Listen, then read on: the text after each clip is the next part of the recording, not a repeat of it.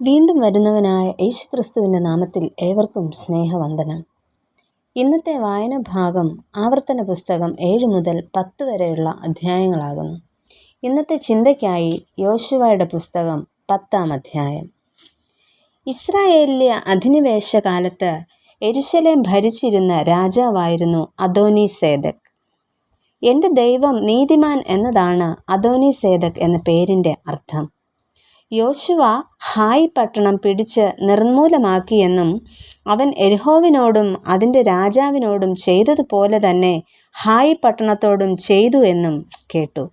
മാത്രമല്ല, ഗിബയോൻ നിവാസികൾ ഇസ്രായേലിനോട് സഖ്യത ചെയ്ത് അവരുടെ കൂട്ടത്തിലായി എന്നും കേട്ട അദോനിസേദെക്ക് ഏറ്റവും ഭയപ്പെട്ടു. കാരണം ഗിബയോൻ വലിയൊരു പട്ടണവും അവിടുത്തെ പുരുഷന്മാർ എല്ലാവരും പരാക്രമശാലികളും ആയിരുന്നു. എന്നിട്ടും ഇസ്രായേല്യർ അവരെ തോൽപ്പിച്ചു കളഞ്ഞതിനാലാണ് ഇവിടെ അദോനിസേദെക്ക് എന്ന രാജാവ് ഭയപ്പെടുവാനായിട്ട് കാരണമായി തീർന്നത്. അങ്ങനെയെങ്കിൽ ഭയപ്പാടിലായ അദോനിസേദെക്കിന് എന്ത് സംഭവിച്ചു എന്ന് നമുക്ക് ഈ പകൽക്കാലം ഒന്ന് നോക്കാം. ഒന്നാമതായി, സഖ്യത ചെയ്ത് നശിപ്പിക്കാനൊരുങ്ങുന്ന അദോനിസേദെക്ക്.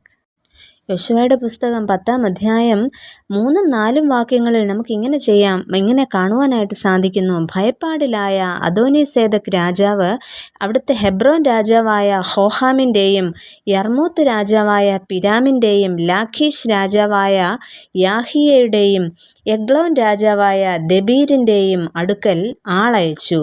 അവരോട് പറയുന്നത് എന്നിട്ട് ഇപ്രകാരമാണ്: ഗിബയോൻ യോശുവയോടും ഇസ്രായേൽ മക്കളോടും സഖ്യത ചെയ്യുക കൊണ്ട് നാം അതിനെ നശിപ്പിക്കേണ്ടതിന് എന്നെ സഹായിപ്പിൻ എന്ന് പറയിച്ചു.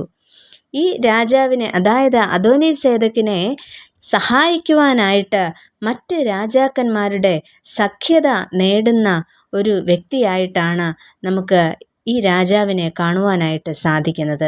അങ്ങനെ ഇവരുടെ സംഘബലത്താൽ ഗിബയോന്യരോട് യുദ്ധം ചെയ്യുവാനായിട്ട് അദോനിസേദെക്ക് ഇവിടെ ഒരുങ്ങുന്നു.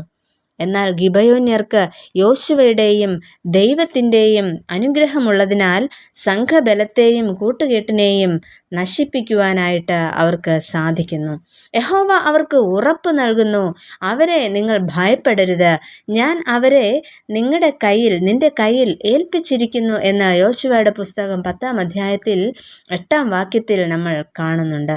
സഖ്യത ചെയ്ത് നശിപ്പിക്കുവാനൊരുങ്ങുന്നവരെ തോൽപ്പിക്കുന്ന ഒരു അനുഭവമാണ് നമുക്കിവിടെ കാണുവാനായിട്ട് സാധിക്കുന്നത്.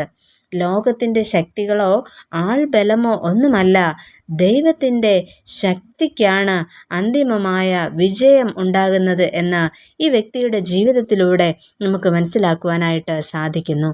രണ്ടാമതായിട്ട്, സഖ്യത സ്വയം നാശത്തിന് കാരണമാകുന്നു.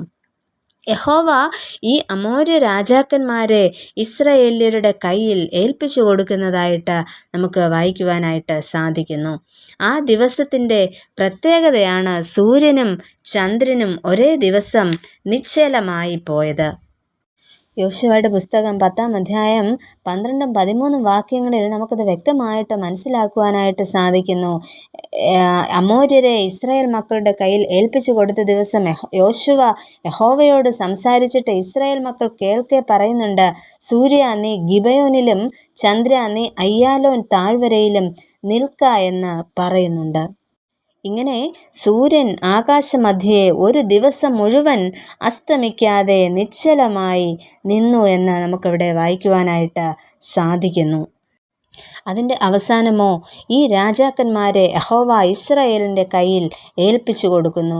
ഈ രാജാക്കന്മാർ 5 പേരെയും വധിച്ച് 5 മരത്തിന്മേൽ തൂക്കുന്ന അവസ്ഥ അവർക്ക് വന്ന് ഭവിക്കുന്നു. പ്രിയമുള്ളവരെ, സഖ്യത സ്വയം നാശത്തിന് കാരണമായി തീരുന്നു. ദൈവമക്കളെ ഉപദ്രവിക്കുവാനായി ഒരുങ്ങിയവർക്ക് ഉണ്ടായ നാശത്തെക്കുറിച്ചാണ് നാം കേട്ടത്. നിത്യശിക്ഷാവിധിയിൽ നിന്നും നമുക്ക് ഒഴിഞ്ഞിരിക്കാം. നമുക്ക് ഇങ്ങനെ പ്രാർത്ഥിക്കാം: പ്രിയ കർത്താവേ, നിത്യശിക്ഷാവിധിക്ക് ഓഹരിക്കാരായി തീരാതെ ദൈവകൃപയിൽ ജീവിക്കുവാൻ ഞങ്ങളെ സഹായിക്കണമേ. ആമേൻ.